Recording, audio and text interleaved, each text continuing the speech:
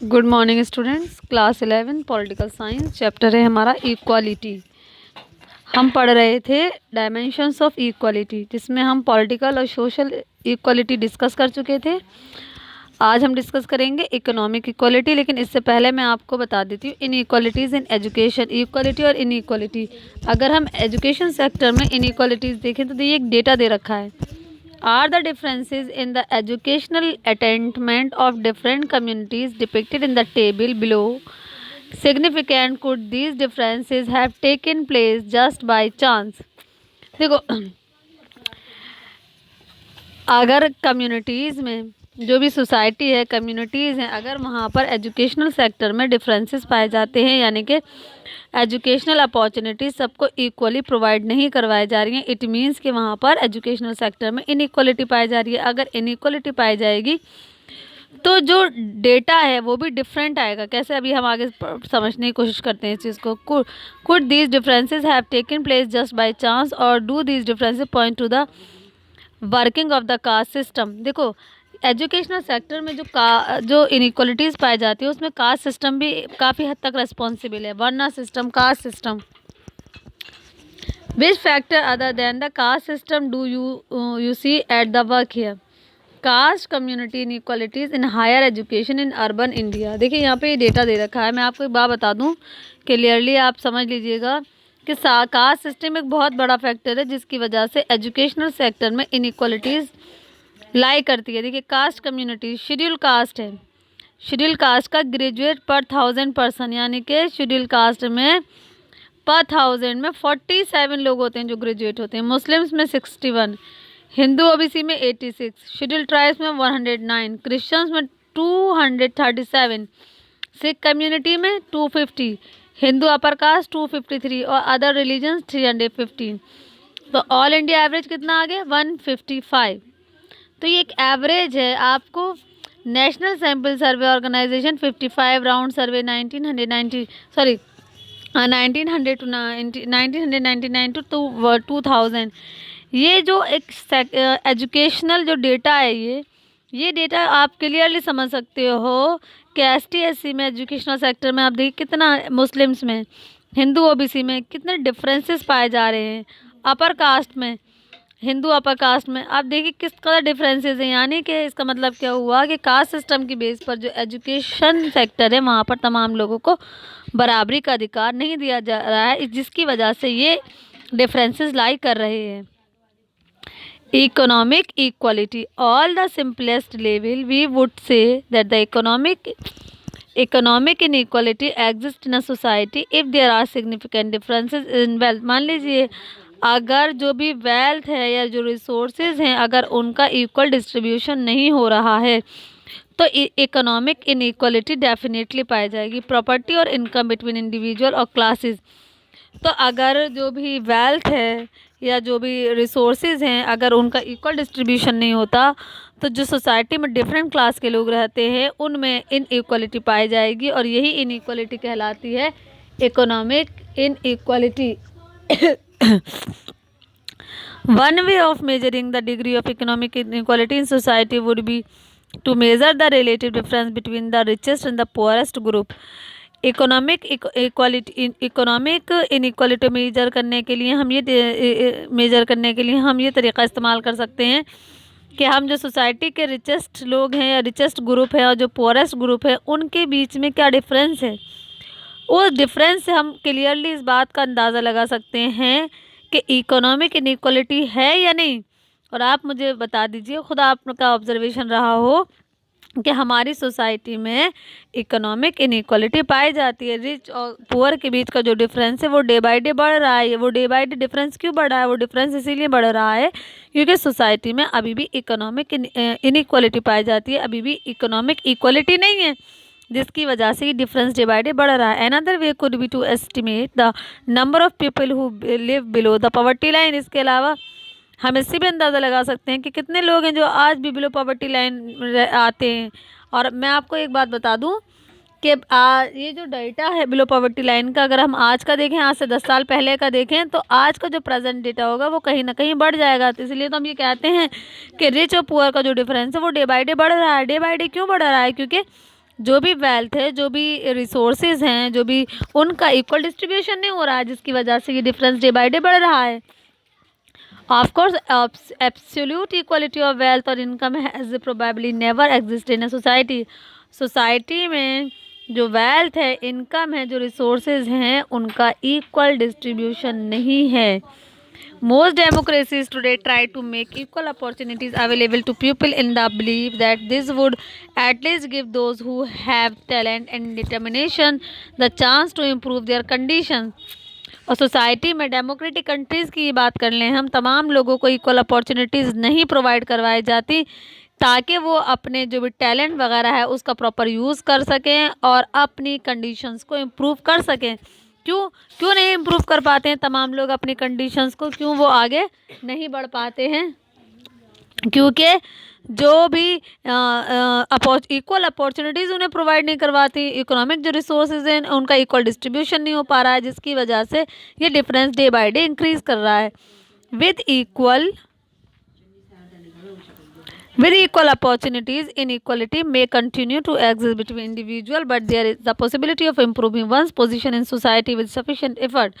अगर equal opportunities provide करवाए जाए, अगर इनइक्वालिटी ना हो, तो लोगों को अगर इक्वल अपॉर्चुनिटीज़ प्रोवाइड करवाए जाएँ तो वो अपनी कोशिशों से अपनी कंडीशंस को इम्प्रूव कर सकते हैं और सोसाइटी को भी इम्प्रूव, मतलब सोसाइटी में भी प्रोग्रेस, इम्प्रूवमेंट, डेवलपमेंट देखने को मिलेगा। लेकिन वजह क्या है कि इक्वल अपॉर्चुनिटीज़ प्रोवाइड ही नहीं करवाए जाते, जिसकी वजह से सोसाइटी में इस तरह के डिफरेंसेस देखने को पाए जाते हैं।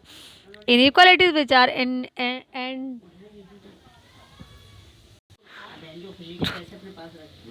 inequalities which are entrenched, that is which remain relatively untouched over generation. देखो इनइक्वालिटीज़ जो हमारी सोसाइटी में लाई करती है, मैं आपको बता दूं, जैसे कि इनइक्वालिटी है in terms of the untouchability, ये जनरेशन टू जनरेशन, जैसे कि मतलब जनरेशन टू जनरेशन ये आगे बढ़ती ही जा रही है।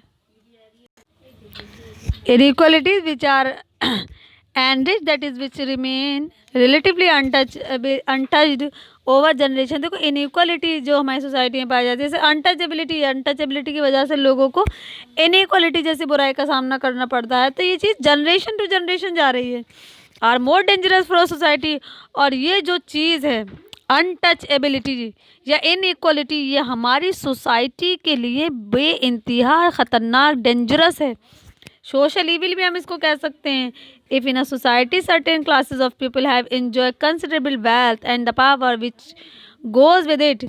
अगर किसी सोसाइटी में तमाम लोगों को मतलब जो भी वेल्थ है या जो भी रिसोर्सेज हैं उनका इस्तेमाल सभी कर रहे हैं, यानी कि सब एंजॉय कर रहे हैं, तो वो सोसाइटी आगे बढ़ेगी, तरक्की करेगी। बट जहाँ पर इस तरह के डिफरेंसेस और इनइक्वालिटीज़ पाए जाएंगे, वहाँ पर प्रॉब्लम्स क्रिएट होंगी और वो सोसाइटी के लिए कभी भी एक डेंजरस सिचुएशन क्रिएट कर सकती हैं। Over generation the society would become divided between those classes and others who have remain poor over generation. और जहाँ पर इस तरह की डिफरेंसेस पाए जाएंगे, वहाँ पर क्या होगा कि जो सोसाइटी है वो कई क्लासेस में डिवाइड हो जाएगी। कई क्लासेस यानी कि poor, below poverty line, rich, इस तरह की क्लासेस में डिवाइड हो जाएगी। और जनरेशन और मतलब एक जनरेशन से दूसरी जनरेशन तक ये डिवीज़न और ये क्लास डिफरेंसेस कंटिन्यू रहेंगे। Over time such class difference can give rise to resentment and violence. और कभी कभी ये जो क्लास डिफरेंसेस पाए जाते हैं उनकी वजह से सोसाइटी में एक वायलेंस सिचुएशन भी क्रिएट हो जाती है। Because of the power of the wealthy classes, it might prove difficult to reform such a society to make it more open and egalitarian। क्योंकि वो लोग जो वेल्दी क्लास से बिलोंग करते हैं वो बाकी पुअर लोगों की लाइफ में डिफ़िकल्टी क्रिएट करते हैं। डिफ़िकल्टी कैसे क्रिएट करते हैं? जैसे कि इनइक्वली ट्रीट करेंगे उनके साथ, अनटचेबल वाला बिहेव करेंगे उनके साथ, तो उनके साथ इस तरह से वो बिहेव करते हैं कि कभी जब हद से ज़्यादा किसी को दबाया जाता है तो वो एग्रेसिव हो जाता है और सोसाइटी के लिए चीज़ डेंजरस है और वायलेंस सिचुएशन भी क्रिएट हो जाती है।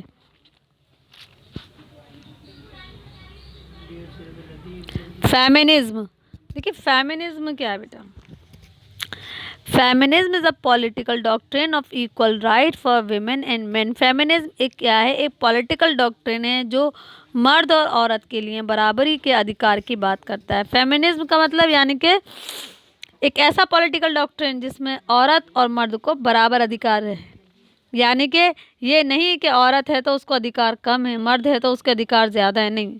both have the equal right. Feminism are those men and the women who believe that many of the inequalities we see in the society between the men and women are neither natural nor necessary and can be altered so that both men and women can lead free and equal lives। देखो, feminism में feminist जो होते हैं वो कौन होते हैं? Feminist are those, feminist वो लोग होते हैं, दोज मैन एंड वीमेन वो मर्द और औरतें जो ये मानते हैं कि सोसाइटी में बहुत सारी इनइक्वालिटीज़ लाई करती हैं मर्द और औरत को लेकर, यानी कि मर्दों को औरतों से बेहतर समझा जाता है, उन्हें ज़्यादा इम्पोर्टेंस दी जाती है, मर्दों का अधिकार ज़्यादा होते हैं।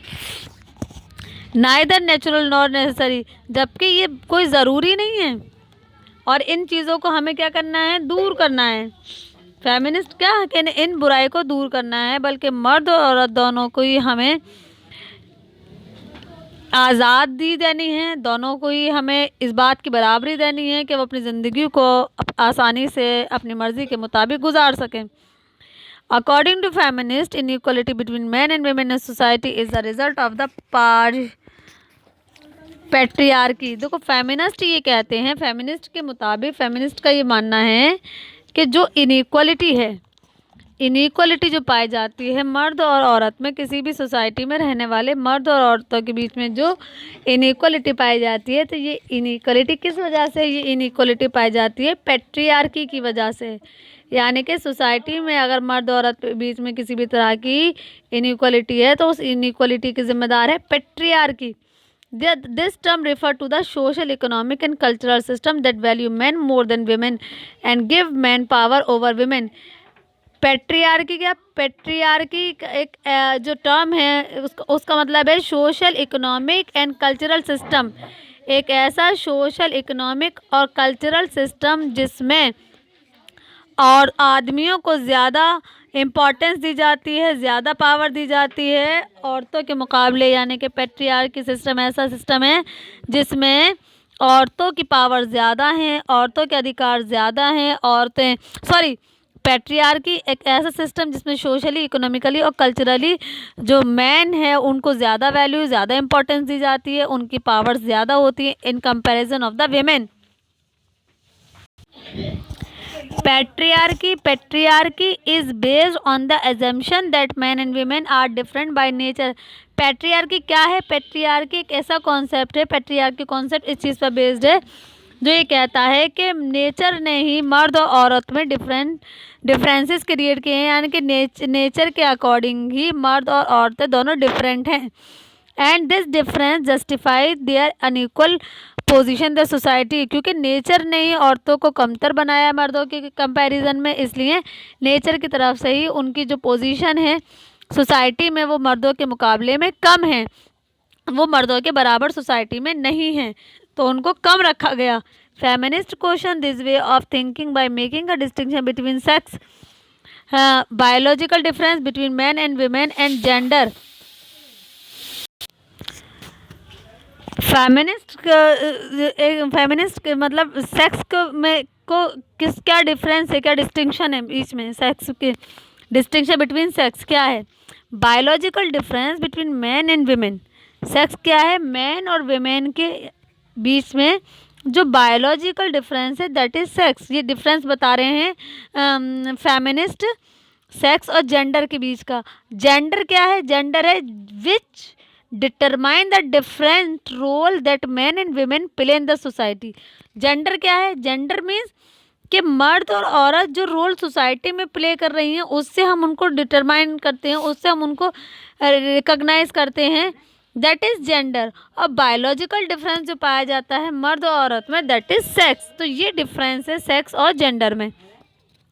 For instance, the biological fact that only men can become pregnant, only women can become pregnant and bear children does not require that only women should look after children after they are born। देखो, biological differences, biological fact क्या कहते हैं? Biological fact ये कहते हैं कि सिर्फ एक औरत ही है जो प्रेग्नेंट हो सकती है, बच्चे को जन्म दे सकती है, लेकिन ये कहीं भी नहीं लिखा हुआ है कि बच्चे को जन्म देने के बाद उसको पालना भी सिर्फ औरत का ही काम है। ऐसा कहीं नहीं है कि बच्चे को जन्म देने के बाद पालेगी भी औरत। बायोलॉजिकल फैक्ट कहते हैं कि जन्म दे सकती है तो औरत देगी, अगर बच्चे को पालेगी, बच्चे को जन्म देने का काम औरत का है, प्रेग्नेंट औरत हो सकती है, लेकिन उसको जन्म देने के बाद ये कहीं नहीं लिखा हुआ कि उसको देखभाल, उसको पालन पोषण औरत ही करेगी, मर्द भी कर सकता है। Feminists show us that much of the inequality between men and women is produced by society and not by nature. Feminists ये कहते हैं कि मर्द और औरत में लेकर जो भी इनइक्वालिटी प्रोड्यूस की जाती है, जो भी भेदभाव या इनइक्वालिटी असमानता की जाती है, वो सोसाइटी ने प्रोड्यूस की है, नेचर ने नहीं। नेचर में जैसा भी मैंने आपको बताया कि जेंडर और सेक्स का डिफरेंस क्या है, तो patriarchy produce a division of labor by which women are supposed to be responsible for private and domestic matter while men are responsible for work in the public domain। तो patriarchy है, वो ही कहते हैं division of labour, यानी काम को लेकर हम किस तरह से डिवीजन कर सकते हैं कि औरतों को तो ये माना जाता है कि वो क्या है, suppose to responsive private and domestic matter, यानी कि घरेलू मसले हैं, इस तरह के काम औरतें करेंगी, और मतलब घरेलू काम काज हैं, बच्चों की पालन पोषण है, खाना बनाना, ये तमाम चीज़ें औरतों के ज़िम्मे हैं। और अगर हम मर्दों की बात करें तो मर्द कहाँ काम करेंगे? पब्लिक डोमेन में। Feminist question this distinction by pointing out that in fact most women are also active in the public domain. लेकिन फेमिनिस्ट का सवाल ये है कि ऐसा नहीं हो सकता, क्योंकि बहुत सारी औरतें ऐसी हैं जो पब्लिक डोमेन में एक्टिव रोल प्ले कर रही हैं। तो इट मीन्स कि जो पैट्रियार्क के जो कॉन्सेप्ट है वो कहीं ना कहीं मतलब सही नहीं है। That is most women all over the world are employed in some form of work outside the home, but women continue to be slowly responsible for housework as well। तो ये क्योंकि फेमिनिस्ट कहते हैं कि बहुत सारी औरतें हैं जो पब्लिक डोमेन में बहुत एक्टिव रोल प्ले कर रही हैं, घर भी देख रही हैं, घरेलू घर से बाहर भी निकल के काम कर रही हैं, बाहरी दुनिया में भी वो मतलब एम्प्लॉयड हैं और काम कर रही हैं, बहुत परफेक्टली कर रही हैं। तो ये कहना कि औरतें सिर्फ घर देखने के लिए हैं, मर्द काम करने के लिए हैं, औरतों के लिए घर है डोमेस्टिक मैटर है, मर्दों के लिए पब्लिक डोमेन है, तो ये गलत है। However, despite the double burden as feminists term it, women are given little or no say in decision taken in the public domain। औरतें डबल काम कर सकती हैं, मतलब वो एक बच्चे को जन्म भी दे सकती हैं, उससे पाल भी सकती हैं, वो घर भी संभाल सकती हैं, और वो बाहरी दुनिया में भी काम कर सकती हैं। Feminists contend that this public-private distinction and all form of gender inequalities should be eliminated। तो feminist ये कहते हैं कि हमारी सोसाइटी में जो जेंडर इनइक्वालिटीज़ लाइक करती है उसको हमें रिमूव करना है, सोसाइटी से एलिमिनेट करना है। अगर हम चाहते हैं हमारा सोशल डेवलपमेंट हो, हमारी सोसाइटी में प्रोग्रेस हो, तो ज़रूरी है कि हम इस बुराई को, जेंडर इनइक्वालिटीज़ को अपनी सोसाइटी से दूर करें, एलिमिनेट करें, ख़त्म करें।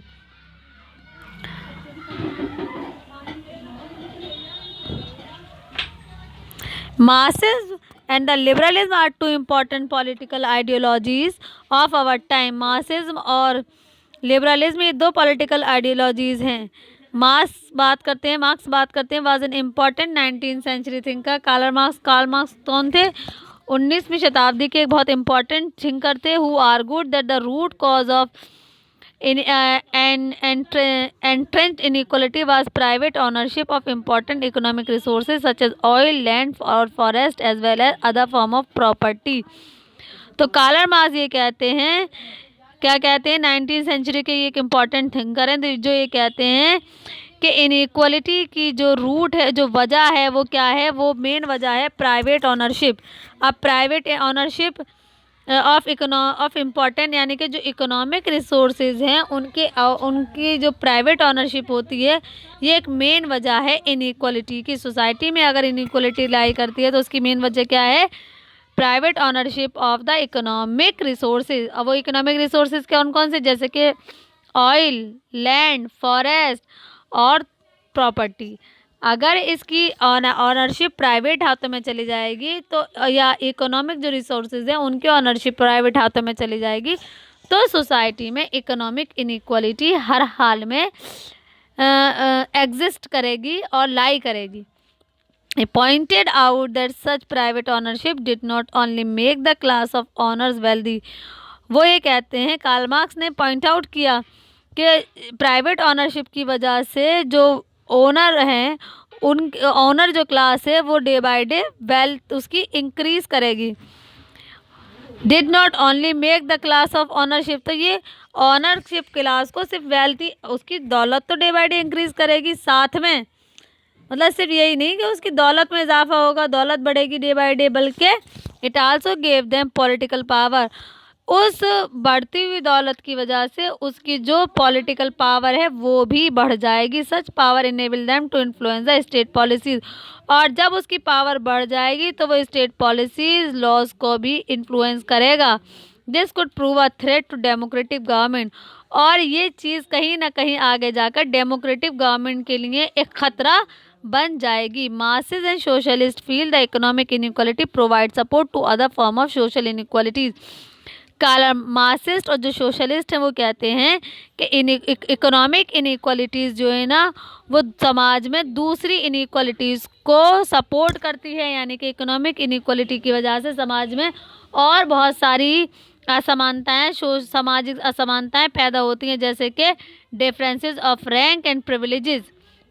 Therefore, to tackle inequality in society, we need to go beyond providing equal opportunity and try to ensure public control over essential resources.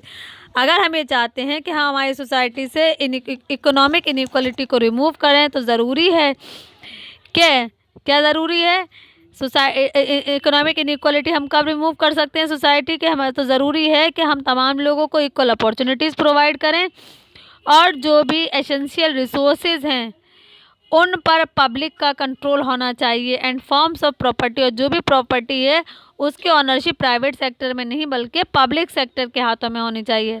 Such view may be debatable but they have raised important issue which need to be address. तो कब हो सकती है economic inequality remove, जब जो resources, सबको पहले तो इक्वल अपॉर्चुनिटी प्रोवाइड करवाया जाए, और जो रिसोर्सेज हैं उसका कंट्रोल पब्लिक के हाथों में होना चाहिए, ना कि प्राइवेट ऑनरशिप होनी चाहिए रिसोर्सेज की। An opposing point of view can be found in liberal theories. जो लिबरल्स हैं वो इसके आगे उनका जो व्यू है इनइक्वालिटी को लेकर, इकोनॉमिक इनइक्वालिटी को लेकर, तो वो थोड़ा डिफरेंट है। Liberal uphold the principle of competition as the most efficient and fair way of distributing resources and reward in the society. Liberals ये कहते हैं कि हमें क्या करना है, प्रिंसिपल ऑफ कंपटीशन को फॉलो करना है, और यही सबसे बेस्ट और सही तरीका है जिसकी मदद से हम रिसोर्सेज का डिस्ट्रीब्यूशन कर सकते हैं सोसाइटी में। Distribution of resources and reward, यानी कि जो भी सोसाइटी के रिसोर्सेज हैं उनका डिस्ट्रीब्यूशन किया जा सकता है। They believe that the while state may have no intervene to try and ensure a minimum standard of living and equal opportunity for all. इनका मानना ये है कि जब state may have to intervene, जब स्टेट ये कोशिश करती है कि तमाम लोगों को एक मिनिमम स्टैंडर्ड ऑफ लिविंग और इक्वल अपॉर्चुनिटीज़ प्रोवाइड करवाया जाए, तो this can not be by itself bring equally and justice to society. तो दिस कैन नॉट बाय, तो ये itself bring equality and justice to society, तो इसका मतलब ये नहीं है कि वो सोसाइटी में तमाम लोगों को इक्वल ट्रीट कर रही है और जस्टिस कर रही है, बल्कि क्या है, कंपटीशन होना चाहिए लोगों के बीच में।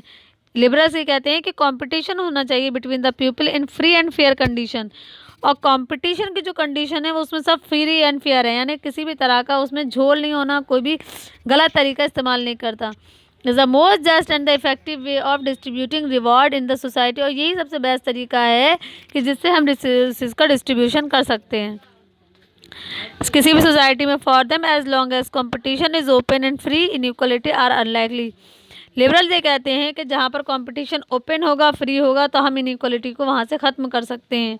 To become entrenched and the people will get due reward for their talent and efforts. ये लोग ये कहते हैं कि लोगों को उनके टैलेंट्स और उनके एफर्ट्स के लिए रिवार्ड देना चाहिए।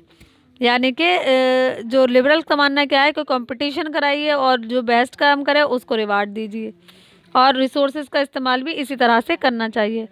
For liberals the principle of the competition is the most just and the effective way of selecting candidate for job और admission to educational institution. Liberal क्या कहते हैं कि कंपटीशन ही सबसे बेस्ट तरीका है जिसकी मदद से हम किसी कैंडिडेट को सिलेक्ट कर सकते हैं जॉब के लिए या एडमिशन के लिए।